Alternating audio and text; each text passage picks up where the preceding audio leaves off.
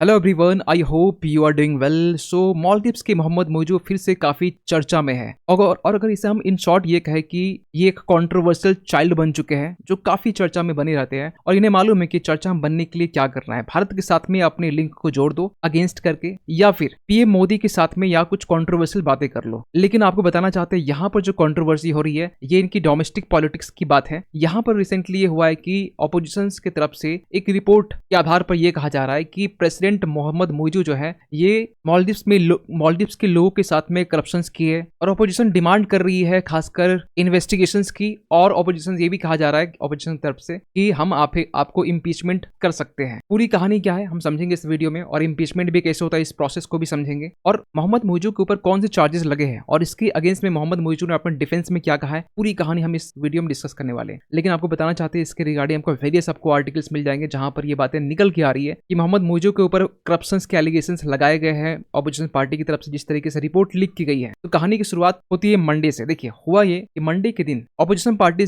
की तरफ से मोहम्मद मोइजू के ऊपर एलिगेशंस लगाए गए करप्शंस के, और ये जो बताया गया कि बेसिकली जो चार्जेस लगाए गए इसके पीछे रीजन बताया गया एक रिपोर्ट जो लीक की गई है। और ये सब चीजें तब निकल के आ रही है जब पार्लियामेंट्री पोल्स होने वाले हैं 21 अप्रैल को, या इन शॉर्ट कहे संडे के दिन। और जो करप्शन के जो चार्जेस लगाए जा रहे हैं, कहा यह जा रहा है कि 2018 का ये पूरा मामला है। क्या है हम आगे हम बात करेंगे। लेकिन ऑपोजिशन की तरफ से MDP party, Maldives democratic party, Mohamed Solih की पार्टी हम ये कह सकते हैं, और इन्हीं के साथी पार्टी कह सकते हैं एक डेमोक्रेटिक पार्टी है, दोनों की तरफ से ये चार्जेस लगाए जा रहे हैं मोहम्मद मोइजू की पीपल्स नेशनल कांग्रेस के पार्टी के ऊपर में, और स्पेशली मोहम्मद मोइजू के ऊपर में। और क्योंकि जिस तरीके से भारत में इलेक्शंस है आने वाले हैं और कल से इलेक्शन शुरू हो जाएंगे, उसी तरीके से 21 अप्रैल को यहाँ भी इलेक्शन शुरू होने वाले हैं। तो आपको बताना चाहते हैं यहाँ के इलेक्शन के बारे में, मालदीव्स के इलेक्शन के बारे में, कि मालदीव्स में प्रेसिडेंसी इलेक्शन भी होते हैं और पार्लियामेंट्री इलेक्शन भी होते हैं। प्रेसिडेंसी इलेक्शन जो कि रिसेंटली पिछले साल कंडक्ट हुए थे 2023 के टाइम में, नवंबर के टाइम में, जब मोहम्मद मोइजू यहाँ पे जीत के आते हैं। और ये जो परसेंटेज है वोटर परसेंटेज, बहुत ज्यादा डिफरेंस नहीं होता। आप यहाँ देख सकते हैं 54% मोहम्मद मोइजू को मिले, वही 45.96 मींस 46% आपको मोहम्मद सोली को मिले हैं जो कि डेमोक्रेटिक पार्टी से बिलोंग करते हैं। वही दूसरी तरफ यहाँ पर एक मजलिस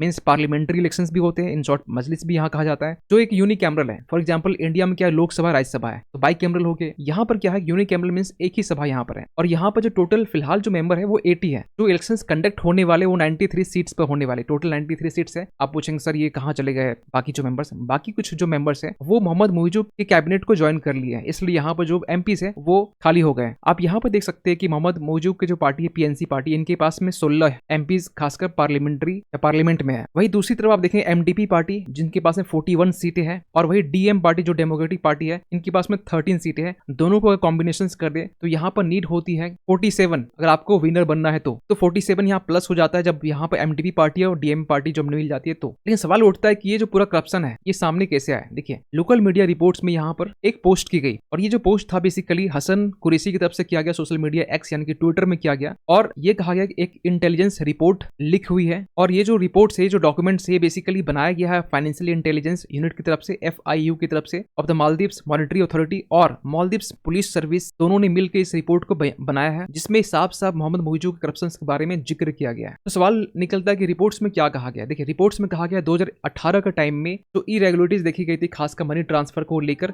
मोहम्मद मोइजू के पर्सनल बैंक अकाउंट में। एक्चुअली आपको बताना चाहते हैं जब 2018 का टाइम था उस वक्त यहाँ पर अब्दुल्ला यामीन की सरकार थी, अब्दुल्ला यामीन उस टाइम में प्रेसिडेंट थे, और उस वक्त मोहम्मद मोइजू जो आज के टाइम में प्रेसिडेंट है, उस टाइम ये मिनिस्टर थे हाउसिंग एंड इंफ्रास्ट्रक्चर। तो इस पोस्ट में रह के इन्होंने यहाँ पर करप्शन किया, ये एलिगेशन इनके ऊपर लगाए जा रहे हैं। साथ ही साथ ये भी कहा जा रहा है कि आप पर्सनल बैंक अकाउंट में यहाँ पर मनी ट्रांसफर किए हैं गलत तरीके से, और इससे 10 क्रिटिकल रेड फ्लैग बताए जा रहे हैं, इंडिकेटर जो कि फाइनेंशियल मिसकंडक्ट को बताता है। और इसमें साफ साफ ये कहा गया है कि इसमें मोहम्मद मोइजू किस तरीके से पॉलिटिकली एक्सपोज पर्सन से इनका एक लिंकअप देखा जा रहा था मनी ट्रांसफर को लेकर। यहाँ तक ये भी कहा जा रहा है कि जो कॉर्पोरेट एंटिटीज है इनका भी यूज किया गया, खासकर फंड के जो ऑरिजिन है, कहां से फंड ट्रांसफर हो रही है, इसको हाइड करने के लिए। और इसको लेकर एक पॉलिटिकल स्टॉर्म देखा जा रहा है, पॉलिटिकल एक बहस छिड़ गई है खासकर मालदीव्स के पार्लियामेंट में, या मालदीव्स में कह सकते हैं, क्योंकि यहाँ पर जो अपोजिशन पार्टी है, जो मालदीव्स डेमोक्रेटिक पार्टी और पीपल्स नेशनल फ्रंट, ये दोनों ने डिमांड किया है कि इन्वेस्टिगेशंस की जाए खासकर पूरे मैटर को लेकर। और जो वाइस प्रेसिडेंट है, फॉर्मर वाइस प्रेसिडेंट जो कि मोहम्मद सोली के टाइम में थे, doctor Mohammad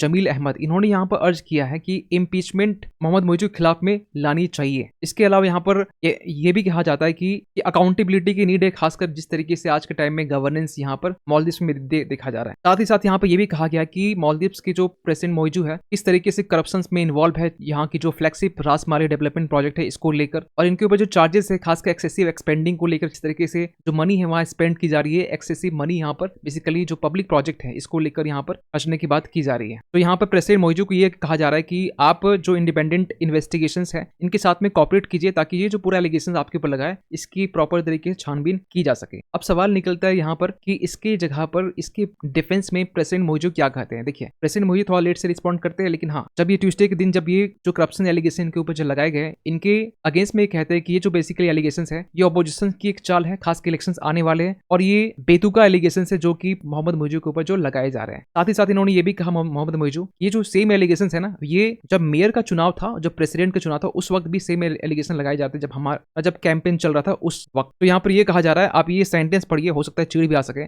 While you attempt to pin something on me like this, you could not do it before and you can not do it now। कहा यह जा रहा है कि इस तरीके से जो एलिगेशंस हमारे पर लगाए जा रहे हैं इसका कोई रिजल्ट पहले भी नहीं निकला है और आज भी इसका कोई रिजल्ट नहीं निकलने वाला है, और आप मेरे खिलाफ में आप कोई भी चीजें शो नहीं कर सकते हैं, चाहे आप कुछ भी कर ली, no matter how far you take this. साथ ही साथ यहाँ पे ये भी कहा गया, ये मेरे पास में जो ट्रांसफर ऑफ मनी हुई है मेरे अकाउंट में, ये बेसिकली हमारा जो रेंट में कुछ हाउसेस लगे हैं इसके पैसे जो हमारे रेंट अकाउंट में क्रेडिट हुए हैं। साथ ही साथ ये भी कहा जा रहा है कि जो हमारे फादर के डेथ के बाद में जो प्रॉपर्टीज है इसके भी जो पैसे वो ट्रांसफर किए गए हमारे अकाउंट में। ये डिफेंस में मोहम्मद मोइजू यहाँ पर कह रहे हैं, और ये कहा जा रहा है कि I want you to keep talking about vigorously, और इट्स यू मीन्स ऑपोजिशन कहा जा रहा है कि जितना आप बोलोगे उतना ही ज्यादा आप एक्सपोज्ड होंगे यहाँ पर। साथ ही साथ यहाँ पे ये भी कहा जाता है कि यहाँ मालदीव्स के जो लोग हैं इनके साथ में हम लोग कॉम्प्रोमाइज कभी नहीं कर, इनके जो राइट्स हैं इनके साथ में कॉम्प्रोमाइज कभी नहीं कर सकते हैं। ऐसी बातें भी यहाँ पर बोली जा रही है। जो एलिगेशन लगाए जा रहे हैं इससे कोई भी और कुछ भी साबित यहाँ पर नहीं होने वाला। सवाल निकलता है कि जो इनके ऊपर एलिगेशन लगाने के बाद में जो इम्पीचमेंट की डिमांड की जा रही है वो एक्चुअली कैसे किया जा सकता है। इन शॉर्ट आप बहुत आसान है, देखिए यहाँ पर 80 सीटें टोटल है, मतलब फिलहाल भी 80 सीटें, और इनके 2/3 जो सीटें हैं आपको यहाँ पर इम्पीचमेंट के लिए चाहिए, लेकिन इनिशिएट करने के लिए आपको 27 सीटें चाहिए इनिशिएट करने के लिए, जैसे इंडिया में चाहिए इनिशिएट करने के लिए 50 सीटें प्राइमरी सेकेंडरी होता है, अगर आप पॉलिटिक्स थोड़ी समझ रखते तो यहाँ पर भी 27 सीटें चाहिए इनिशिएट करने के लिए। इसके बाद में अल्टीमेट जो डिसीजन लेना होता है वो सुप्रीम कोर्ट को लेना होता है। सुप्रीम कोर्ट के पास में आर्टिकल, वहां के संविधान है 113 आर्टिकल है, जिसके तहत में सुप्रीम कोर्ट ये डिसाइड करती है कि इम्पीचमेंट सही है या गलत है, क्योंकि अगर मान के चलिए opposition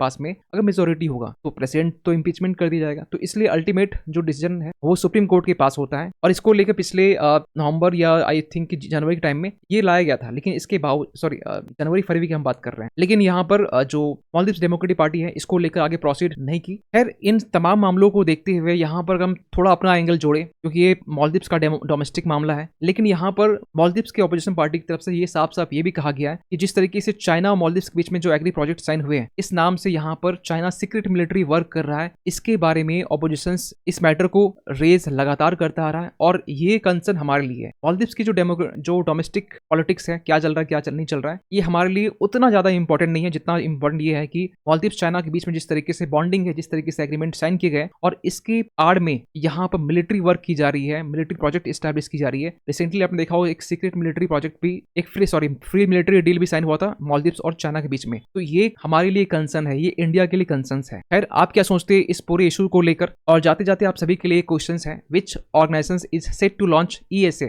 European space agency solar study mission Proba 3 को कौन लॉन्च करने वाला? यहाँ पर आप बोलेंगे यूरोपियन स्पेस एजेंसी खुद से लॉन्च कर सकती है, नहीं, यहाँ पर नासा है, इसरो है, कनाडा का CNSA है, और रॉसकॉस्मोस रशिया का है। तो सही आंसर कीजिए कमेंट सेक्शन में, और इस पे भी आपका ओपिनियन क्या है कमेंट कीजिएगा। मिलते किसी अगले वीडियो में, तब तक के लिए थैंक यू सो मच।